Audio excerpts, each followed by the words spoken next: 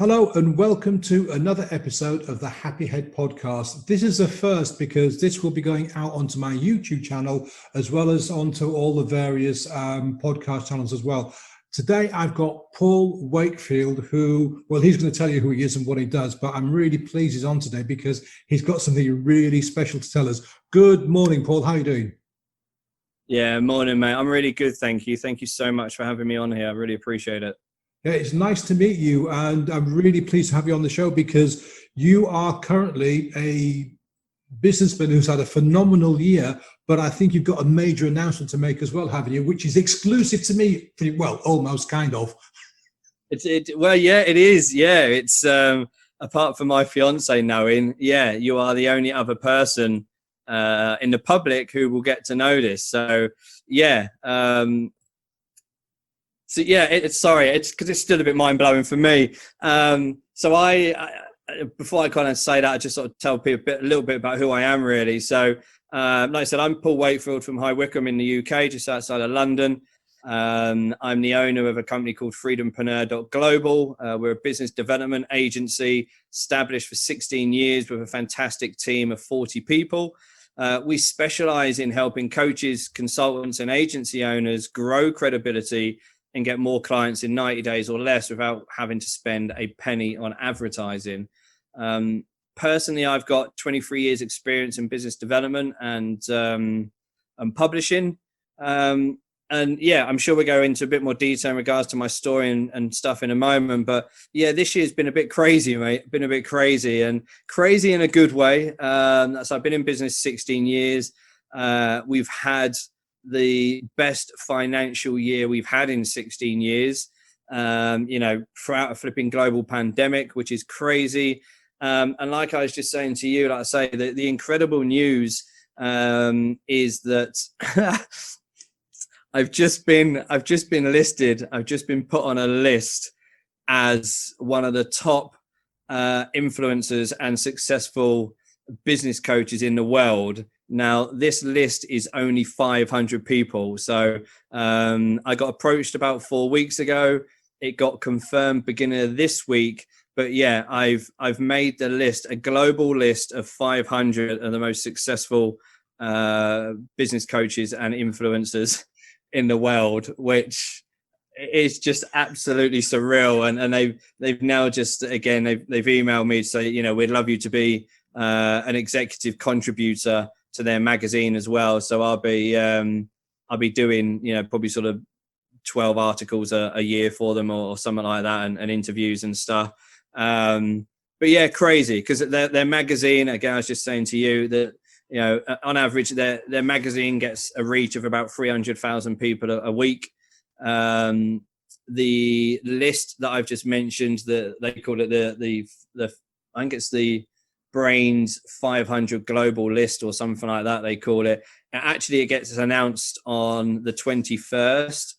But that announcement, they said, will go out to a minimum of 1 million people. Wow, 1 million people. That's fun. That's crazy. It's such a huge number of people. It's absolutely ridiculous. So that's kind of ended my year just incredibly. It's mind blowing. And like I say, we're going to my story in a little bit. And when your listeners hear my story from kind of how it all started, it's a huge achievement anyway. But considering how I started things, it's mind blowing.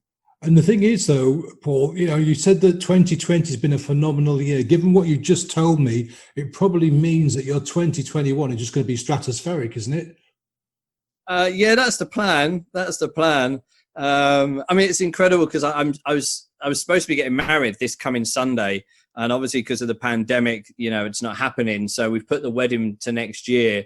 So I think with plans for next year, including the wedding, I think it's going to be an exceptional year. This year's been great, and I'm forever grateful and extremely blessed for the way this year's been. But boy, am I excited for next year. Well, I noticed the post where you were telling people that you're inviting to the wedding and about the date. And I noticed that you'd chosen 2 significant dates number-wise. Is there any reason for that, or was it just a bit of fun? No, it's so the very first, obviously this Sunday, it's the 20th of December, obviously 2020. Now, the year when I asked my now fiance to marry me, excuse me, it was the year 3 years ago. It was the year when we both turned 40, and I asked her on her 40th birthday. So we wanted 2020 because obviously then that represented us as 40. So we do have a little bit of an OCD thing with numbers, so that works out well with that. And then next year, funny enough, we've actually been, and I had to confirm it with my dad, but that date, we're now getting married on the 21st of the 11th, 21. And that's actually my dad's birthday, the 21st of November. So there was 4 dates available. The other 2 dates didn't appeal to us because of the number, but this one did. So I said to my dad, like, how do you feel about your son getting married on your birthday? And bless him, he was like, oh my God, yeah. He said, I'll be flattered. I'll be over the moon. And I was like, oh, okay, great. So yeah, so that sort of worked out quite well, really. So we have got a little bit of an OCD with numbers. So when we go onto planes and things like that, we only sit on even seats. It'll be like number 12 or something like that. We're very odd. I'm one of these people, mate. If I'm watching the TV or if the radio in the car is on like number 9 or 11, it'll either have to go up 1 or down 1. It has to be on an even number. You can't do odd numbers. I can't, mate. They freak me out. Where does that come from? Is it just like one of these silly habits you've picked up over time, or is it linked to some kind of event? No, I honestly don't know. I'm a little bit superstitious, but not superstitious. I mean, I used to, when I was younger, I wanted to be a professional footballer, and I had different habits. Even now, without going into too much detail, but when I get dressed, my left sock goes on first, like my left leg. But I'm right-handed. I'm right-handed, but I dress from the left. So I've got little things like that, and I am a little bit OCD. I mean, I'm currently in a hotel as it stands. I'm away at the moment, and I will have to say I have been tested. So I'm away on safety. I have had a test before anyone sort of jumps on it. But like, even like where I'm sat at the desk in my hotel room, like everything's just so. So I'm kind of one of those people that, I like even numbers. I like that. I've lived a life, I had counseling when I was 21. I had it 4.5 years. I've had counseling several times. I've had CBT, cognitive behavior therapy, for depression, anxiety, and addiction. And one of the things that come out of it is that, when I first started having counseling, 21, they actually come out that I'd been living with anxiety since the age of 12. I'm 43 now. I still live with anxiety. So I think for me, it's possibly linked with that. I like to keep things simple, and neat and tidy, and in a way that just makes it so my brain doesn't have to work too much. Because if it works too much, it creates the anxiety, which then leads on to various things. And the reason why, again, part of that, when I was 21, I had my very first and like real major panic attack. Now, for anybody who knows, you can't actually die from a panic attack. But a little bit of a story here that, so I was 21, I'd been to the pub with my mates. I had 2 pints, and at the time, my then girlfriend picked me up, drove me down to my parents', which was 3-minute drive, literally down a straight road. And as we was going down this road, I could just see like loads of kids in the road. So I was saying to Zoe, who's driving her, I was like, Zoe, watch these kids. She was like, what are you on about? I was like, all these kids in the road. I was like, God, be careful. And she was just going and I was like, what? And then we sort of got through, and I was like, what the hell? This is really, really bizarre. And we got to my parents' house, and the last thing I remember is my sister looking out of the window. And I was 21. She's 4 years older than me. She looked out the window and she was like, "You're late for dinner." And I was like, "Oh, typical." That was the last thing I remember. The next thing was that I woke up on my parents' bathroom floor with 2 paramedics next to me and my mum and dad in front of me. And I was like, what the hell's going on? And I had such a severe panic attack that it created a lack of oxygen to my brain. I collapsed and died for 30 seconds, and they brought me back round. So I was very lucky, because there's three things that could have happened. I could have obviously died, and that would have been it. I could have survived and come back with severe brain damage, or survived as I am now. And I mean, some people might say I'm not completely normal, so it might have had some sort of effect on me, and I don't mean that disrespectfully. But so I think because of that experience, I try to keep life as simple as possible, because I know what anxiety can lead to, and I wouldn't wish that experience on anybody. It's something that I've lived with. So if I'm too cluttered, if things are in ways that I don't like, my head just can't handle it. My brain doesn't work with it. So yeah, that's partly why I keep it with even numbers, and keep things as easy and neat and tidy, mate. Yeah, well, it's a coping mechanism, isn't it? It keeps things neat and tidy, so your brain doesn't get overloaded. I mean, it's interesting, because you said that a panic attack couldn't kill you, but it actually nearly did. Yeah, exactly. And this is kind of sort of led on to everything I do. Let's say I've been in business development, since I was like 18, 19. For those who are old enough, there used to be a shop that used to be called Concept Man and Chelsea Girl back in the day. Mm-hmm. It's now River Island. So my career started at Concept Man and Chelsea Girl, and I was actually part of the team who rebranded and developed that into what is now River Island, obviously a huge, massive brand. I then done the same with EE. I opened up 6 shops and helped rebrand them. I went into the pub industry, and I done it with pubs and developed them.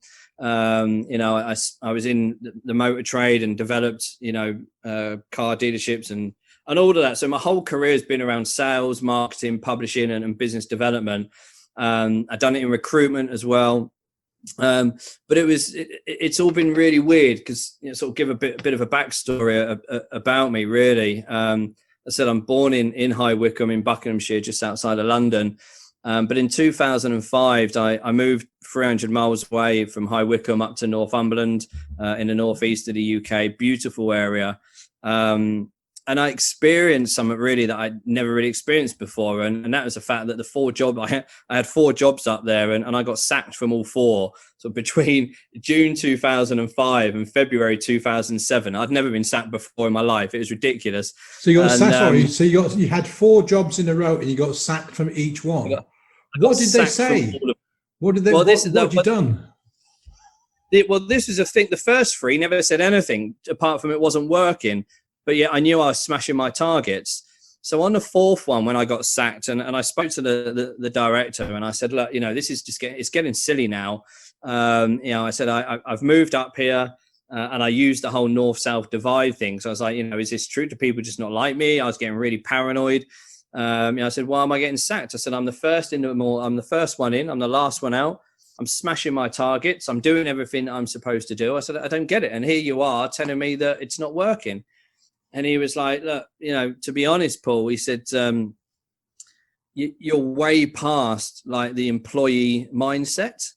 And I was like, what? I would have been 30 at the time. I was like, what are you on about? And he was like, well, you're so far away from the employee mindset. You are prepared to do whatever it takes to get results.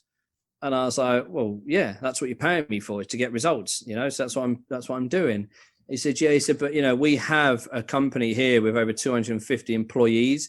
He said, and a few of them are looking at what you're doing and trying to copy it. He said, if the whole company just goes and does that, it'll be mayhem, it'd be carnage. He said, and I can't have that, he said, so as much as I don't want to let you go, he said, I know for a fact, if I start telling you what you can and can't do, you're not going to listen. He said, and you're not going to enjoy it. And I was like, well, yeah, there is that point. He said, so, I've got to let you go. He said, so I was like, well, what do you suggest I do then? He said, well, I recommend you go and start your own business. And I was like, what? He said, I suggest you start your own business. I went, oh yeah. So I kind of reminded him there, and I was like, look, I said, let's just say something. Because again, I know this is only going back, 16, 17 years or whatever. But even then, starting a business was kind of, you start a business if you've got loads of money, if you've got degrees and all of this sort of stuff. And I said to him then, I said, look, I said, damn well, I said that I left school with 0 qualifications. I haven't got a qualification to my name. I said at 19, I was told I was dyslexic. And at the age of 28, I only read my first book at the age of 28. So he's now telling me that at the age of 30, I should go and start my own business. And I'm like, I said, it's not going to happen. And he was like, well, it's up to you then. Either start your own business or go to another job. He said, but it might end up in the same sort of situation. So I was like, all right, I've got sort of nothing else to lose. I was with, I had another partner there. I went and spoke to her and, obviously explained the situation. Her dad was a senior director for a company. And he was like, look, go for it. He said, I kind of agree with what he's saying. Go for it. We had our mortgage, we had our house and everything. So I was like, okay. So it was about March, May time, 2007. I set up my first consultancy and coaching business. Done everything that they said. I created this 5-year business plan. I had the office, I had 3 members of staff, and I ticked all the boxes that everyone says. It was going okay. It wasn't great. As always, making lots of mistakes like us business owners do. And then one of the biggest mistakes that I made is that unfortunately I couldn't see into the future. And I don't know how many people no, I couldn't. I don't know how many people on here could or can. But there was a thing that created mayhem back late 2007, 2008 called a recession. And this 5-year business plan that I wrote, I never wrote in there about this recession. And suddenly this recession come by storm, completely wiped me out. I was forced to close the business. I made 3 people redundant. And sadly, 9 months before I was supposed to get married to my now ex, I was made homeless. I lost my house and I become homeless for 6 months. So I was kind of sat there going, great. And, in the last sort of 3 years, I've not only been sacked from 4 jobs, I've now lost my house. And I'm now homeless, thanks to listening to somebody who told me to start my own business. One thing I don't understand, Paul, is this guy that sacked you and had the conversation with you. You were smashing all your targets. You're doing, first in, last out kind of thing. If I ran a business with people like that, I'd want all my staff to do that. So likewise. That was a kind of a bizarre approach, wasn't it? Saying I must have order. It's a bit like you wanting to put your left sock on first. This guy runs a business. And he's saying, oh, no, I can't have people smashing targets left, right, and centre and staying and doing long hours and stuff. It's a really bizarre approach. Exactly. I'm a massive football fan, as I said, and I hope your listeners don't hold it against me. I'm a massive Tottenham fan. But I look at people like Kane, Ronaldo, Messi, Beckham, all the go back years, Maradona, bless his soul, all of these people, the biggest successful people in the world, whether they're musicians or whatever, there's one thing that they have in common is that they put the hours in to become the most successful person they can be. And that's what I was doing. I was putting the hours in. I was successful, smashing targets. And like you said, he didn't on that approach. It's very bizarre. Because he was afraid. Yeah. He was afraid that he'd probably lose. Somebody would come in and take it away from him. I don't know. It's very strange. So you mentioned very briefly that you were homeless for a while.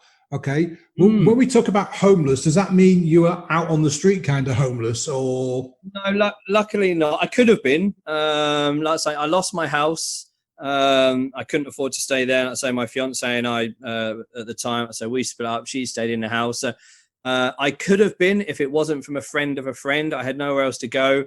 And a friend of a friend then, so I was living in the Northeast. He said, look, I haven't got a spare room as such, but I do have a floor that you can kip on so you can keep yourself safe and dry, and we can sort of put stuff down there and get a pillow to help you out. So, I accepted that. I was stupid really, because if it wasn't for male pride, I should have just, packed up my bags and, I did have a bag, but that was it. I should have just packed up and somehow, worked my way back down south and, with my head between my legs and gone back to my mum and dad. But, I was in my 30s. I'd had a business which, everyone was like, oh my God, look, fantastic, successful. Because apparently as soon as you have a business, that automatically means you're successful. I wish. Yeah, exactly. So it's a bit of male pride, but I accepted the offer of having a floor to sleep on. So I done that. Then obviously I had to come clean and tell the truth to my parents, of what had happened. I didn't want to move back down south. I'd moved up to the northeast, and I loved the area. I'd made new friends, and I was in a different place. Like I said, growing up, I know I'm jumping back and forwards here, but growing up, I sort of got mixed in with the wrong crowd, and I was arrested at the age of 13 and again at 15 for theft, criminal damage. And so I got involved with all of that, growing up, and I had guns at my head and, 3 or 4 times and threatened. And so it was at the point where, leaving was an option and I didn't really want to return. So it was kind of like, do I return to a place where, although it was home, I'd grown to hate, even though my friends and family were there? Or do I stay in the northeast, sleeping on a floor and see what goes on? So I decided to stay and sleep on this random floor. And then, the guy was like, well, what are you doing? What's your situation? And I explained and told him what had happened. And he was like, well, what are you going to do? You're going to look for a job. And I was like, no, I said, I don't want a job. And he instantly then, and it was interesting because he was like, oh, right, well, obviously you can't stay here forever. And, he kind of thought, you're just going to bum about sort of thing. And he was like, what are you going to do then? I said, I'm going to start another business. And he was like, well, but you've just failed. I was like, I haven't failed. I said, it was just a massive learning curve. I said, and I now know what not to do. And he was like, well, what are you going to do? I said, well, I've got a wealth of experience in business development and, publishing and sales and marketing. I'll figure something out. And he was like, well, do what you can, we can sort of have you here for a month sort of thing. And then that's kind of it. So within that 4 weeks, again, I swallowed my pride. I ended up getting signing on for benefits, job seekers. So I was getting, I think it was like £52 a week or £62 a week, something like that, on working tax credit, I think they called it. And then they said in regards to I was able to get housing benefit for, I think it was £350 a month. And there was this tiny little studio apartment that come available in Cramlington where I was staying at the time. And the rent on that was $325 a month. So we worked out and I could literally just afford to survive with the £350 a month housing benefit and the 62 quid a week or whatever it was. But it literally meant that I was living off of about 20 quid a week, obviously with bills and everything out. So anyway, I took this little apartment, a friend of mine gave me, and there's a picture that's very well documented. It's a very documented story. I got given this leather 3-seater leather sofa, which was lovely, very comfortable, but very cold. So that was literally all I had, and a very old Dell laptop. So I was in this tiny little studio apartment in Northumberland, freezing cold, with barely any money. And again, a neighbor come around and we was talking and got talking and everything. I told him my story. And he was like, well, look, he said, I'm happy for you to use my Wi-Fi. He said, I'll give you the Wi-Fi code and you can jump on there and search for a job. And I was like, I don't want a flipping job. So anyway, I used his Wi-Fi and I started searching, obviously business opportunities and all of this. And I come across hundreds and hundreds, probably even thousands of get rich quick schemes. There's more on the internet than there was then, but I still come across loads. Sit on your ass, excuse my French, sit on your bum, sorry, copy and paste, do nothing and, make 30 grand a month sort of thing. So I come across loads of those. But then I come across a guy who was doing a webinar. And again, this would have been sort of summer of 2008. Didn't really know what a webinar was, but the webinar was based on how to create digital products and sell them without your own customers, sort of thing. And I was like, all right, that fascinates me. I don't really know what you're talking about, but I had no idea and I had nothing else to do. So I went on this webinar And this guy blew me away. He was a very successful multimillionaire internet marketer. And it blew me away. And all he kept saying was, business is simple. All you have to do is find a hungry group of people with a problem and offer them the solution. And I was like, yeah, whatever. I've just failed miserably in bloody business, and now I'm virtually homeless. And you're saying business is easy. So anyway, I listened to this whole webinar, and it absolutely blew me away. And as I said, I'm dyslexic. I only read my first book at the age of 28, and when I was on this webinar, I would have been, I don't know, 32 or whatever. And I made more notes from this webinar than I'd ever done, I think, throughout my whole school and college career. And when it come to an end, my mind was just blown, absolutely blown. And like I say, I had nothing better to do with my life and my time then, apart from, kind of just sort of write. And I went to work typing about all the mistakes I made with the business and why I wasn't happy and all of this sort of stuff. And I'd done that over the sort of period, about 4 or 5 months. And I sort of kind of got to a point, I was like, well, that's it, really. I don't really have much more to say in this. It's kind of been a bit of therapy writing all of this. I just brain dumped everything onto this Word document. So then when I looked at it, and I was like, oh my God, I was like, this is 172 pages, this thing. Wow. And yeah, so I kind of looked at that, and then I went back and I found the notebook that I'd made all these notes from this webinar. And reading through them, I was like, hang on a minute, I've just created a little ebook. I've just created like this digital book thing here. So I saved it as a PDF. And then he then spoke about doing joint ventures and using other people's customers. So I was like, that's a smart idea. So I then went on the internet and I started searching for, again, sort of coaches, consultants, trainers, business development agencies, people who I knew had my audience. And I just sent them an email and said, look, hi, here I am. This is my story. This is my current situation. But I've just wrote an ebook. I believe that the value inside could potentially help your clients. If you're interested, I'm happy to send it to you, and I'd love to work with you. Here's what I'm offering. Let's do a joint venture. We'll promote this via a webinar. Anyone who buys the ebook, we'll split the profits 50-50. All I ask for is anyone who buys it, that I get to keep the name and email addresses of anyone who buys it. And I sent it out to 50 people. I had 14 or 15 people reply. The first 14 were like, yeah, great. Sounds a good idea. Contact me again in sort of 6 months and 8 months and all of this. And we'll do it then. I was like, oh, great. And a guy called Tim then contacted me and he said, mate, he said, I love this. He said, let's jump on Skype and have a chat. And I was like, oh, great. Thank you so much. I was like, what's Skype? And he was like, what? I went, what's Skype? I was like, I don't know what you're on about. And he was like, oh, God. He was like, okay, just go and download. So he done all of that. I downloaded Skype and I was like, whoa, wow. I was like, this is a cool thing. So we had a good Skype conversation and he was like, right, happy to do this. And this was now, I think it was about sort of September time, something like that. He said, right, we're going to set a date. He went 26th of October. He said 7:30 in the evening, we're going to do a webinar. And I was like, right, okay. I said, that's like about 6 weeks away. And he was like, well, yeah. He said, but I've got to like email my list. He said, I've got to promote it. I've got to do all of this. And again, he's talking things I didn't even know. I was like, what are you on about email my list? And he said, look, just leave all that to me. Don't worry about it. And I was like, okay. He said, I'll give you a call 2 or 3 days prior and see where we're at. I was like, okay, great. So he did. We had a chat about 3 days prior and he was like, how's everything? Is it all good? You're all right? I was like, yeah, I'm just, desperate to get it going now, and some skint sort of thing.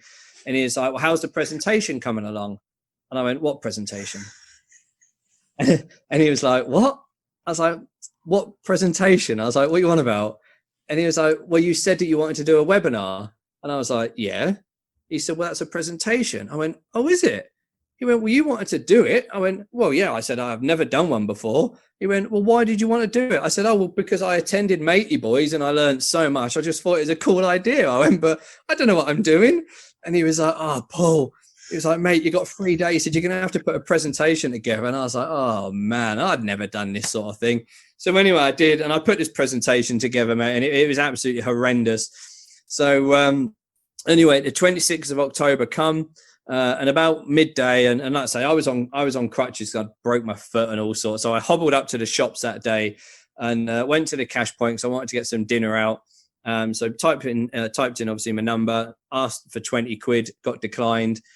So I was like, okay. So tried to get 10 quid out, got declined.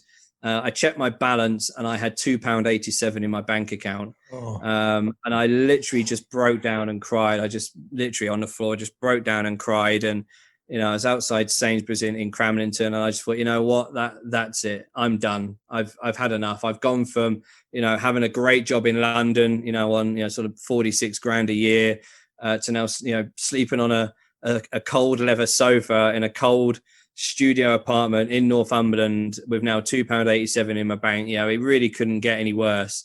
And I text Paul then. I had my phone. I text Tim. Sorry, I said, look, mate, enough. It's done. I'm finished. It's like I've got to sort my life out. I've never been where I am now. I'm rock bottom. And he rung me up and said, look, what's going on? And I explained. I said, look, I got £2.87 in my bank. It's absolutely ridiculous. I said, and we're supposed to be promoting this flipping ebook thing in the next few hours. And he was like, look, he was good. So look, just get yourself home, sort yourself out, have a bath, relax, do whatever you got to do. He said, this is going to go ahead and it will be fine. All right. So I did. I sort of got myself home, and then 7 o'clock we jumped on, and he introduced me. And I'd done this presentation, and it was the worst presentation I'd ever done in my life. And, at the end of it, and I was like, right, guys, I said, I don't even know how many people are on this thing. I said, I don't even know if anyone's listening. I went, but there's a link here. I said, you can go to that link. I said, I've put this ebook thing together. I said, and it's 47 quid if you want to go and buy it. It's entirely up to you. And suddenly I had a text from Tim going, well, that was really shit. And I was like, oh, I was at that point, I was like, I didn't really care. And then he texted me back going, you've just sold one. You've just sold 3. You've just sold 7. And then within the space of 40 minutes, I sold 128 copies and made just over £6,000 in profit. I just want to stop you there, Paul. You said about the presentation was awful and you'd never done one before and you thought it was crap and all the rest of it. So many people get stuck on stuff like this because they don't know how to do X, Y, or Z, and they're afraid to put themselves out there because they think it's going to be awful. You're sitting there with £2.87 in your pocket. You don't have a choice. No. And that's the big difference between what you did and what a lot of people don't do, is because you're sitting there thinking, what the hell am I going to do? Yeah, it really was. It really was. I had nothing else to do. It was this or, well, I don't know. Well, I do know, but it wasn't, the thoughts that I was having weren't pleasant. So, it wasn't nice. And to suddenly, for him to say we've sold 128 copies and we've made just over £6,000, obviously that was 50-50. So I come out with just over £3,000, but from, having £2.87 to suddenly within an hour, having over £3,000 in my, was a game changer. I felt like a millionaire. Well, you would be, wouldn't you? From 287 to £3,000. That's a humongous leap. Massive. And a lot of people might not realize that. A lot of people might not understand because they've not been in that. I mean, I've been in that situation, that to have nothing and to get 100 quid, 500 quid, and £3,000. It's like, wow, I'm rich. So exactly. What happened next? You sold 120 copies. You've got £3,000 in your bank now. What happened next then?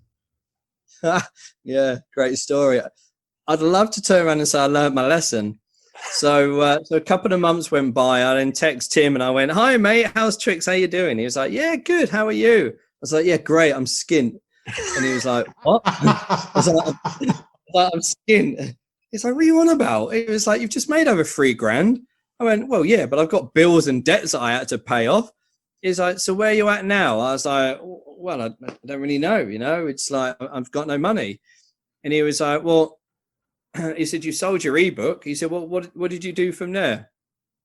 What are you on about? What did I do from there? He said, "Well, you had 128 people buy from you." I went, "Well, yeah, they bought the ebook." I said, "I don't get what you're getting at." He said, "Well," he said, "have you spoke to them since?" He said, "That was like 8 weeks ago." I went, "Well, I only got names and emails." I said, "You didn't give me any numbers or anything."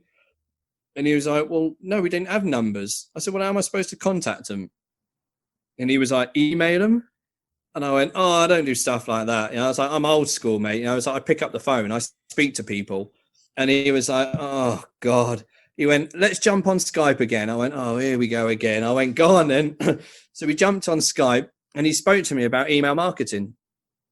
And I was like, oh my God. I was like, where's this been all my life? I was like, this is a game changer. And I was like, so you mean that I can write one email and I can push a button and it will send out to all 128 people? He went, yeah, that's right. I went, oh my God. I went, and how much is this software thing going to cost me? I said, because I got no money. He went, we'll start with MailChimp because it's free. And I was like, oh my God, this is a game changer. So suddenly he showed me how to upload this CSV file into MailChimp and send out an email to these 128 people. And I introduced myself, said, hi, I'm sorry it's been 8 weeks since I spoke to you. You know my story. It's been a little bit of an overwhelm, selling these books and everything else. Just wanted to reach out to you personally, introduce me, explain where I am and what I'm doing and who I am. And I explained my story again and said, look, I'm starting my coaching business and training business again. I said, I've learned by loads of mistakes. And I just wondered if there's anything I could help you with, I've learned several things over the years. If you ever need anything, reach out. And people started to reach out to me, and they're like, I loved it. Thanks for your honesty. Thanks for your transparency. I'd love to pick your brains about this. I'm sort of struggling to sell. I'm struggling with this. And I was like, oh, okay. I was like, yeah, cool. Well, let's jump on a call then and have a chat. So we did. And I texted him. I was like, mate, I said, I've had a few people book calls. I want to speak to me. And he was like, amazing, brilliant. He was like, how much did you charge for that? I mean, well, why would I charge? I was like, I'm not in business. Honestly, you couldn't make it up. And he was like, so what are you on about? He was like, mate, I don't get this. So again, he said, look, you're a consultant, you're a coach, you're a trainer. He said, you've got a wealth of experience. He said, you've got to put a price on this. So, I had a real wake up call, and I think my confidence was so rock bottom. It was the fact that I just didn't feel that I was in a position to charge, because it's like, I'd already started a coaching and consultancy business, which I messed up massively and ended up where I was. So, it's like, who am I to give advice on growing a business when I've just failed massively? But he's like, you haven't failed. He said, it's a massive learning curve. He said, just because it didn't work, he said, it doesn't drain all the knowledge, the expertise and the information out of your head. He said, you still have it in your head. He said, it's just you didn't implement it correctly because you was badly advised. He said, that doesn't change to what you know. He said, and people want to know what you know. He said, and you know more than most people out there that are starting a business. And I was like, wow, okay. I was like, I get your point. So 2009, I was like, right, this is it. This is a year. I'm back out there. I'm a coach, consultant, trainer. I'm back out there. I'm doing it. And then we had another incredible year, because between February and December of 2009, we had 7 family funerals. I lost all my grandparents, family, friends. And once again, I was back in a position where, severely depressed. Literally, I barely went out of my flat at the time. I was in a real bad state. And again, this guy whose webinar I first attended about ebooks and everything else, I noticed that he was doing another webinar, and this one was all about making money on Facebook. And I was like, oh, well, hang on. It's like, I've had a pretty shit year, like personally, but I'm still been making money on Facebook. This was 2009. And there was one point I made like $3,000, I think, in a day. And then I done another thing. I made about eight or £10,000 in a day, something like that, selling, coaching and stuff. And I was like, well, this will be interesting. So anyway, I jumped on his webinar, and one of the first things he said was, before I get started, how many people here have made money on Facebook? And I was like, yep, I have. Yeah, I was like, hi, Mark, I have. I attended your webinar last year. And he was like, oh, hi, Paul. He's like, so how much have you made? And I can't remember exactly, but it was about £12,000, something like that, within a month or a couple of months or something. And he was like, wow. So anyway, done his webinar, and he was like, me and you need to talk. So we done the webinar, and it was great. And then he connected with me on Facebook.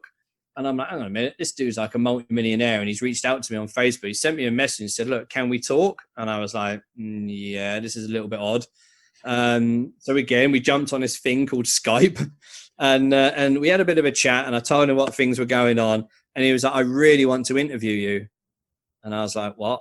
He's like, I want to interview you. And I'm like, well, why? I was like, you're the multimillionaire. I was like, I've only made like 12 grand. You know, it's like 6 months ago, I was virtually homeless.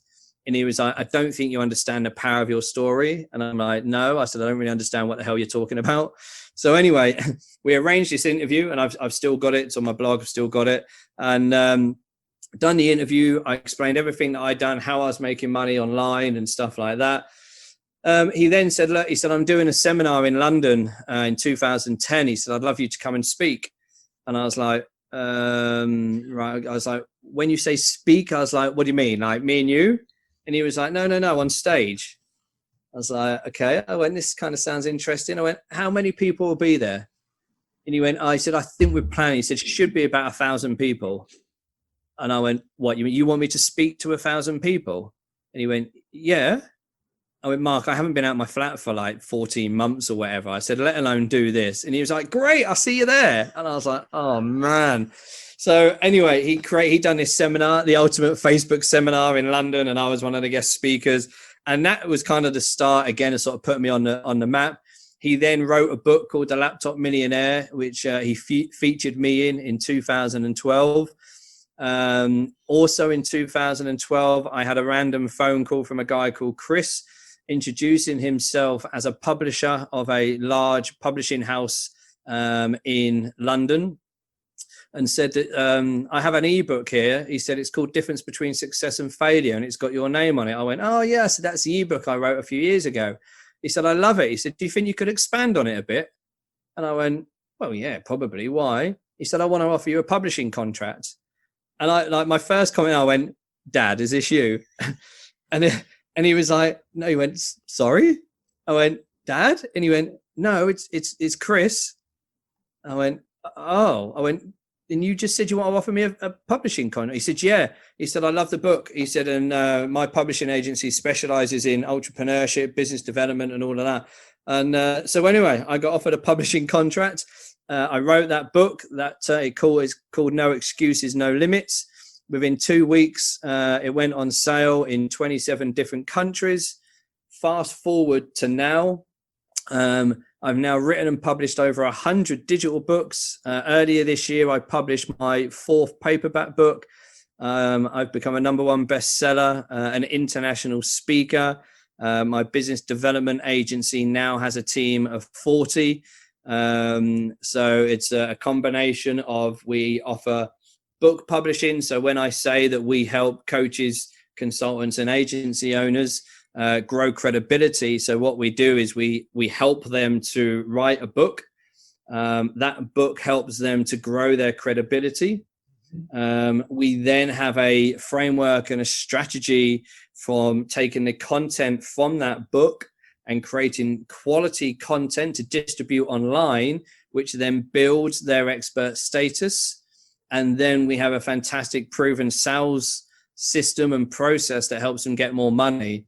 So I've literally combined everything I've done over the years into 3 things: my personal experience on how I've grown my business with my books. So everything that I've done over the years, I've created that. Let's say I've built the business called freedompreneur.global.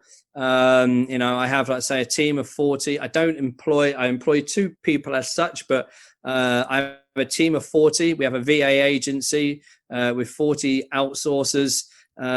So, from a content distribution, it's affordable for everybody.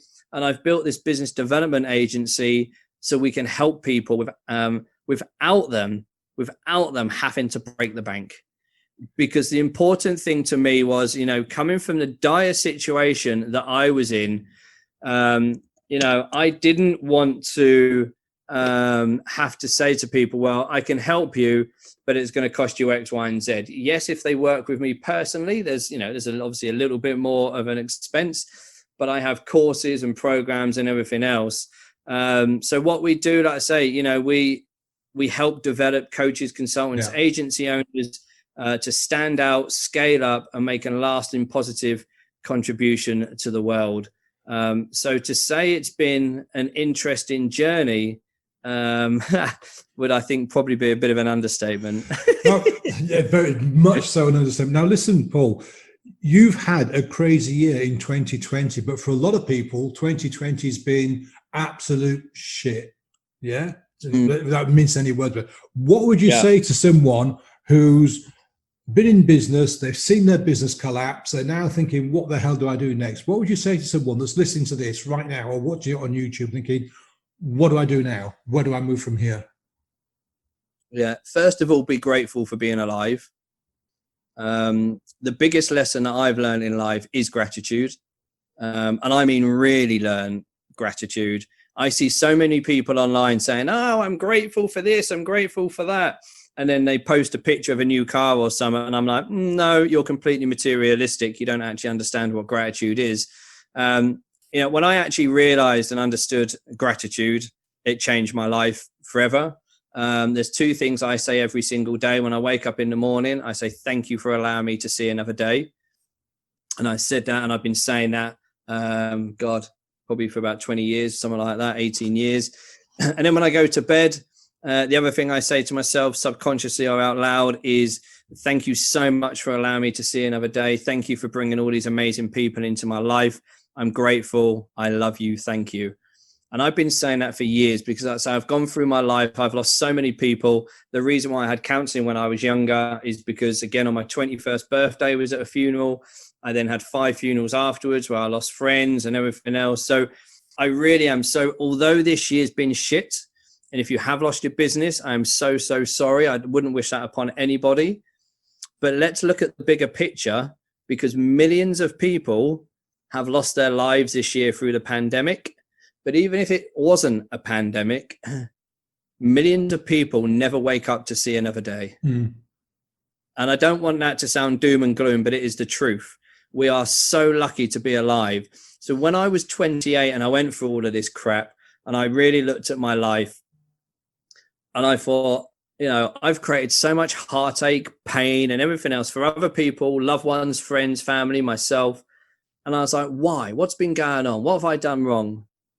And it was all because I'd spent 28 years of my life trying to fit in to please other people.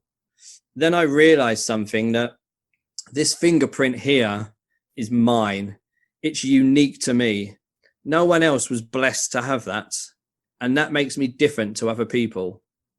And when I realized how lucky I am to be on this planet as a human being, it blew my mind, because I am an individual. And I suddenly realized that rather going through life trying to be somebody else, accept who I am and be myself. And that way I will attract the right people into my life, whether that's friends or whether that's customers. And that's exactly what I've done. So my first thing would be, as I said, be grateful that you're alive. It could be worse. It really could. Secondly, remember that you as an individual, whoever you are incredible. You are an incredible human being, and we live one precious human life. I don't care what everyone else says. I don't give a shit what you see on social media. Yeah, forget all the influencers, forget all of that sort of stuff. Just be yourself. The next thing I would look at, because you might look at it and go, well, I haven't got what it takes to go in business or anything like that. There's a simple way to start a business, but yet most people, if not all, complicate it.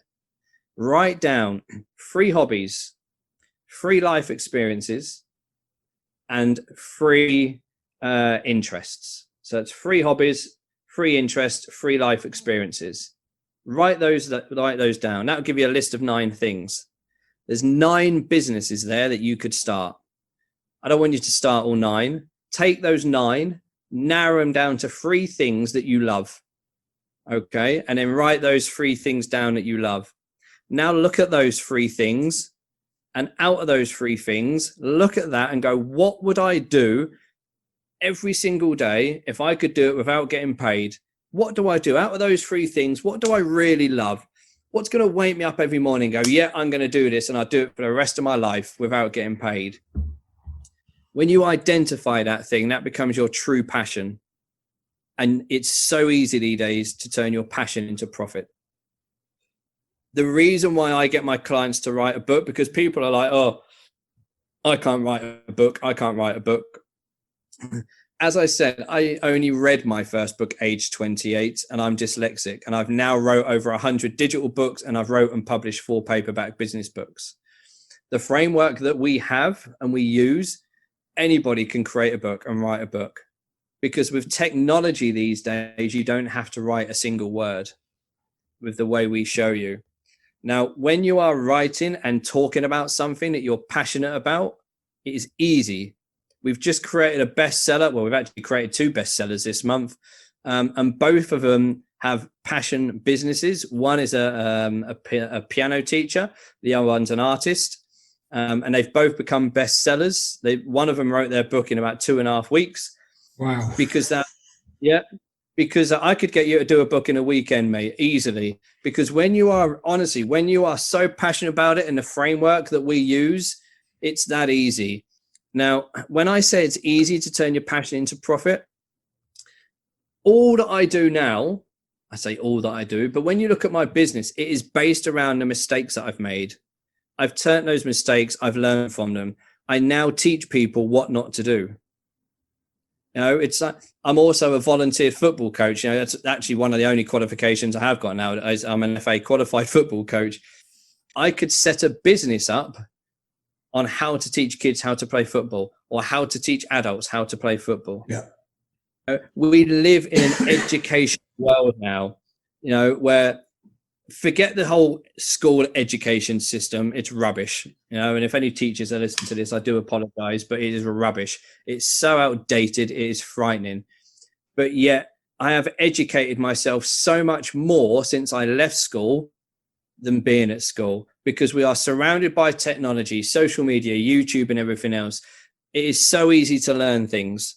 Now, you only have to be 1 chapter ahead of anybody else to be able to teach them. And people will pay for education if it's the right education. I'm not talking about going to university.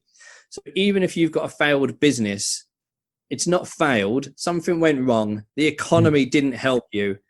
You can then turn around and go, okay, well, I want to tell people where I went wrong. I want to share my mistakes, whatever it is. You know, you've only got to go on social media now, and you've got people teaching how to do yoga, you know, how to make candles, you know, how to make t-shirts, how to do. We live in an era of how to. Everybody wants to know how to. Yeah. People want results. They want to do the work, but they want to know how to. And if you can show somebody how to do something, great. One of the biggest things that I say that stands my company out from other agencies, most owners, I might be stereotyping and I could be wrong, but I don't believe so. Most directors who own a book publishing agency, I bet most of them have never written a book in their lives, but they have a publishing agency. They know the gap in the market. They've built a team and they show people how to do it. The biggest thing between them and me is that I've actually written over 100 books, and I'm a bestseller, and I have a different framework, and I actually give a damn about my customers. I'm not just there going, oh, look, we've created another author. We actually help our authors make money, whereas most publishing houses just turn around and go, great, we've just got another book in Waterstones. Who cares? Majority of authors out there don't make a penny from their books unless they come to us. 70% as well, don't they? Something ridiculous like that. Exactly. Yeah, you know, so we're like, yeah, we get your book on Amazon. We can't do anything about that. Amazon take their percentage, but otherwise, you know, you keep 100% profit of your books. You keep 100% control of your book. You know, it's like I'm a published author and a self-published author. I've had more success from being self-published than I was published. So, you know, we help self-published and you know, budding authors, but we actually help them make money. We offer the full package. So, you know, whatever's happened to you this year, don't give up. All right. Do not give up. Next year is going to be better. We've got to face facts that this pandemic isn't going away. Yeah. It's here for life. It's got too big now, and it's always going to be here. We just need to learn how to control it. And hopefully that's what we're on the verge of doing. Don't use that as an excuse. It's too easy to use it as an excuse. It hasn't been pleasant. I get that. I understand that. You know, it's sadly only a couple of months ago I lost my uncle, so you know, it hasn't been great. I know that it's awful. So let's be grateful that we're alive. Let's look at what we're really passionate about, and let's figure out how we can turn that passion into money. You can sell digital books, you can sell merchandise, you can sell online courses. Yeah, as I said, we live in this how-to educational industry. This interview right now is an educational interview. that's it. It's a piece of content. Yeah, absolutely. Listen, Paul, I know you've got back-to-back meetings. Before we finish,